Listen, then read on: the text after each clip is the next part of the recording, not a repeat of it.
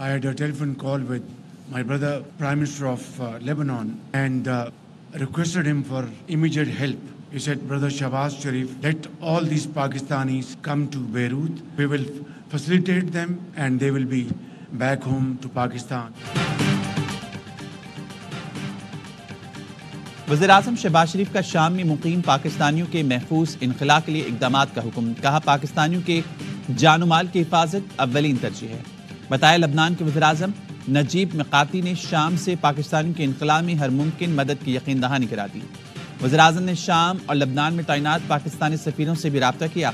پاکستانیوں کے انخلاء کے لیے ہر ممکن تعاون اور مدد فراہمی کی ہدایت کی.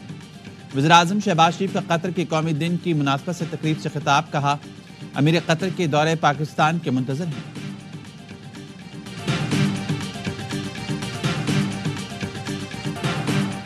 شام سے فرار بشار الاسد نے روس میں سیاسی پناہ لے لی. روسی میڈیا نے بتایا بشار الاسد خاندان سمیت ماسکو میں ہیں. مفرور شامی صدر کا زیر زمین عالی شان محل منظر عام پر آ گیا. پرآسائش کمرے، جدید ترین سہولیات. بشار الاسد کے بھائی کے گھر کے نیچے سے خفیہ سرنگ بھی دریافت ہوئی. امکان ہے کہ بشار الاسد یہیں سے فرار ہوئے. بشار الاسد کی پرتعیش گاڑیوں کی ویڈیوز بھی سامنے آ گئیں. بشار الاسد کے دور کے خاتمے پر دنیا بھر میں شامیوں کا جشن. مشرق وسطی میں یورپ میں مقیم شامیوں میں خوشی کی لہر. شام کی صورتحال پر اقوام متحدہ کی سلامتی کونسل کا اجلاس آج ہوگا. عرب لیگ نے گولان کی پہاڑیوں پر اسرائیلی قبضے کو یکسر مسترد کر دیا. کہا اسرائیل 1974 کے معاہدے کی خلاف ورزی کر رہا ہے. معاہدے کے بعد پہلی بار اسرائیلی فوج نے بفر زون پر قبضہ کیا ہے.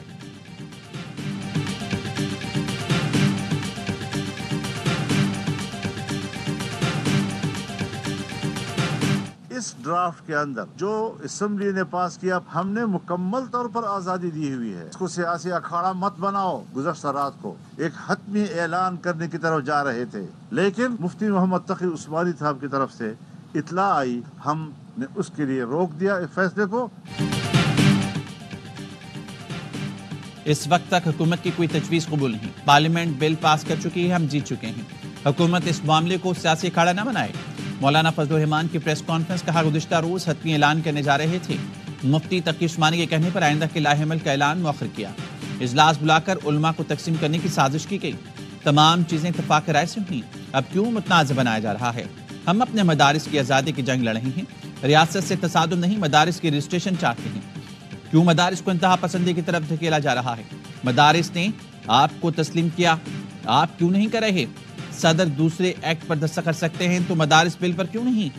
مجھے پتا ہے بیچارے کو بل پر دستخط کرنے سے کس نے روکا ہے. FATF اور IMF چاہتا ہے مدرسوں کو کنٹرول کیا جائے.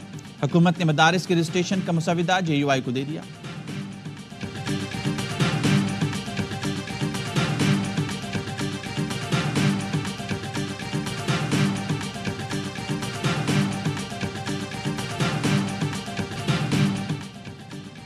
مدارس کا موجودہ نظام برقرار رکھا جائے. حکومت کو کسی دباؤ میں اس نظام کو تبدیل اور ختم نہیں کرنا چاہیے. مدارس عربیہ کے اجتماع میں طاہر اشرفی کی قرارداد متفقہ طور پر منظور. مدارس کو نظام تعلیم سے وابستہ رکھا جائے. موجودہ نظام تبدیل کرنے کی کوئی کوشش قابل قبول نہیں ہوگی. چیئرمین پاکستان علماء کونسل طاہر اشرفی نے خطاب میں کہا کسی کو اپنے لاکھوں طلبہ اور مدارس سے نہیں کھیلنے دیں گے. اگر وہ 10,000 بندے لے آئیں گے تو ہم صرف اسلام آباد سے 25-30 ہزار لے کر آئیں گے. ہم نہیں چاہتے کوئی قافلے چلیں، کوئی مظاہرے ہوں. مولانا راغب نعیمی نے کہا مدارس کا معاملہ تعلیمی ہے، سیاسی اکھاڑا نہ بنایا جائے. علامہ جواد نقوی نے کہا مسئلہ حل کرنا چاہتے ہیں تو مولانا فضل الرحمان سے مذاکرات کریں. حکومت کی غلط پالیسیوں کے باعث علماء آمنے سامنے ہیں. وہ ذرا وضاحت کریں. آپ کو وقتی سیاسی ضرورت پڑی تو نیا بحران کھڑا کر دیا. DG مذہبی تعلیم ڈاکٹر غلام قمر نے کہا معاہدے میں طے ہوا تھا تمام مدارس وزارت تعلیم سے منسلک ہونے چاہیے. جید علماء نے معاہدے پر دستخط کیے تھے.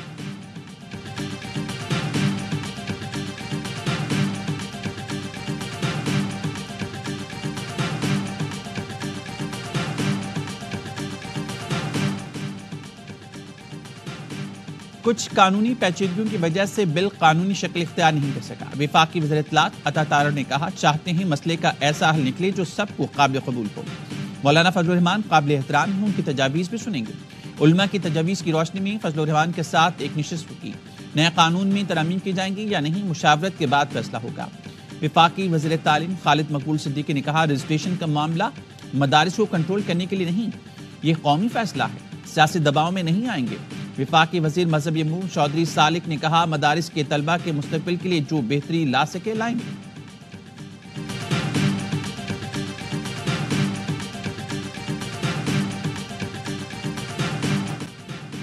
انسان ہو، فرشتے یا جو بھی، ہم مذاکرات کے لیے تیار ہیں۔ بانی پی ٹی آئی نے 5 رکنی کمیٹی کو مذاکرات کا ٹاسک دیا ہے۔ سیاسی پارا نیچے لانے کے لیے بات چیت کر سکتے ہیں۔ اپوزیشن لیڈر عمر ایوب کہتے ہیں، ہمارے شرائط واضح ہیں، جھوٹے مقدمات کا خاتمہ، بانی کی رہائی، 9 مئی اور 24 نومبر کے واقعات پر آزادانہ عدالتی کمیشن چاہتے ہیں۔ اگر مطالبات نہ مانے گئے تو ہم سول نافرمانی کی طرف جائیں گے۔ اسد قیصر کا کہنا ہے، ہم نے اپنا ایجنڈا واضح کر دیا ہے۔ حکومت اپنا ایجنڈا واضح کر دے تو اس پر بات ہو سکتی ہے۔ کسی نے ہماری مذاکراتی کمیٹی سے رابطہ کیا ہے یا نہیں، اس کا معلوم نہیں۔ حکومت بات نہیں کرنا چاہتی، دیوار سے لگانا چاہتی ہے، تو پھر ہمارے پاس کیا آپشن ہے؟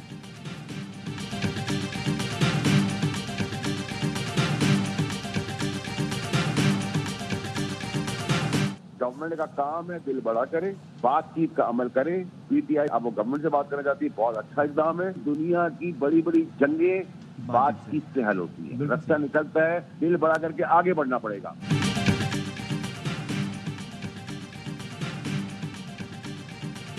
حکومت دل بڑا کرے، بات چیت کا عمل شروع کرے۔ جب تک ساتھ بیٹھ کر بات نہیں کریں گے، مسائل حل نہیں ہوں گے۔ فیصل وابڈا کی دی رپورٹرز میں گفتگو، کہا مسائل کا حل صرف اور صرف سیاسی مذاکرات سے ہی ممکن ہے۔ بشرا بی بی ایسے حالات بنا رہی ہیں جو بانی پی ٹی آئی کے لیے مشکلات بڑھائیں گے۔ شرجیل میمن کا کہنا ہے، مجھے نہیں معلوم بانی پی ٹی آئی کی جان کو خطرہ ہے یا نہیں۔ فیصل وابڈا اسلام آباد میں ہوتے ہیں، انہیں زیادہ علم ہوگا۔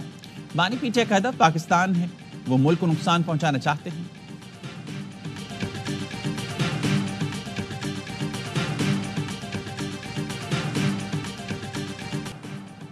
190 million pound reference Bushra Bibi کی حاضری پر عدالت نے ناقابل ضمانت وارنٹ منسوخ کر دیے۔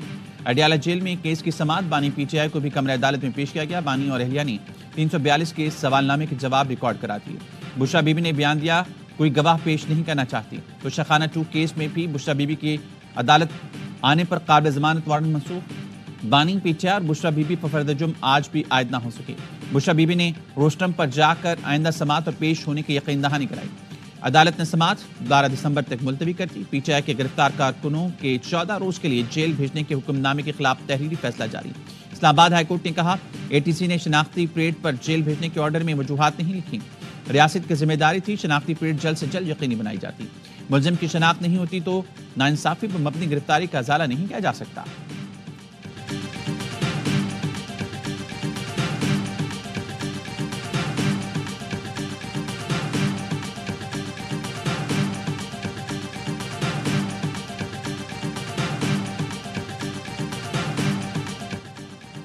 سپریم کورٹ میں 9 مئی واقعات پر جوڈیشل کمیشن بنانے کی درخواست پر سماعت آج ہوگی۔ جسٹس امین الدین کی سربراہی میں 7 رکنی آئینی بینچ بانی پی ٹی آئی کی پٹیشن سنے گا۔ اس درخواست میں سویلینز کے ملٹری کورٹ میں ٹرائل کالعدم قرار دینے کی بھی استدعا کی گئی ہے۔ جسٹس امین الدین کی سربراہی میں بانی پی ٹی آئی کے خلاف توہین عدالت کیس کی بھی سماعت ہوگی۔ وفاقی حکومت نے 25 مئی کو عدالتی احکامات کی خلاف ورزی پر توہین عدالت کی درخواست دائر کی تھی۔ بانی پی ٹی آئی کو اڈیالہ جیل سے کے پی جیل منتقل کرنے کی درخواست بھی سماعت کے لیے مقرر۔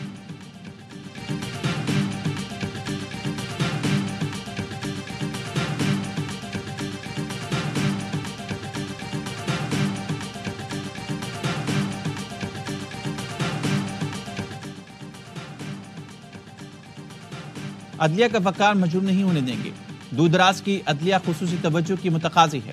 چیف جسٹس یحییٰ آفریدی نے ہائی کورٹس کو دور دراز کے ضلعی عدلیہ پر توجہ مرکوز کرنے کی ہدایت کر دی۔ چیف جسٹس پاکستان نے ضلعی عدلیہ کو بہتر بنانے اور درپیش چیلنجز سے نمٹنے کے لیے دورے شروع کر دیے۔ اعلامیہ کے مطابق گزشتہ روز چیف جسٹس نے گوادر کا دورہ کیا۔ تربت، پنجکور اور دیگر اضلاع کے سیشن ججز نے ملاقات کی۔ چیف جسٹس نے مسائل کے حل کی یقین دہانی کرائی۔ گوادر میں عدالتی اصلاحات پر اجلاس کی صدارت کی۔ بلوچستان کے لیے ذیلی کمیٹی کے قیام کی منظوری دی گئی۔ کمیٹی اصلاحات کا ایک جامع پیکج پیش کرے گی۔ جوڈیشل کمیشن کا 14 دسمبر کو ہونے والا اجلاس 21 دسمبر تک مؤخر۔ کراچی میں دندناتے ٹرک نے ایک اور زندگی کا چراغ بجھا دیا۔ کرنگی کراسنگ پر ٹرک کی موٹر سائیکل کو ٹکر سے ایک شخص جاں بحق، 3 زخمی۔ جاں بحق شخص کی شناخت 60 سالہ محمد نذیر کے نام سے ہوئی۔ زخمیوں میں شعیب مختار اور رب نواز شامل، جنہیں اسپتال منتقل۔ مشتعل افراد نے ٹرک کو آگ لگا دی، پولیس نے ٹرک کو تحویل میں لے لیا، ڈرائیور موقع سے فرار۔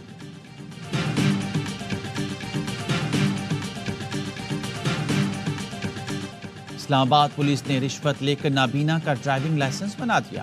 ٹیم سریعام نے نابینا شخص کی جگہ کسی اور کا میڈیکل کروایا۔ اسلام آباد پولیس نے 30,000 کے عوض کسی اور کے میڈیکل پر نابینا کو لائسنس جاری کر دیا۔ ٹیم سریعام نے رشوت خور ٹریفک اہلکار اور ایجنٹ پکڑوا دیے۔ رشوت خور اہلکار اور افسران 30,000 لے کر کسی کو بھی لائسنس بنا کر دیتے ہیں۔ رشوت دینے والے کار ڈرائیونگ ٹیسٹ بھی خود پاس کروایا جاتا ہے۔ آئی جی اسلام آباد کا ARY نیوز کی خبر کا نوٹس 2 سینئر پولیس افسران پر مشتمل کمیٹی بنا دی۔ رپورٹ کی روشنی میں کارروائی عمل میں لائی جائے گی۔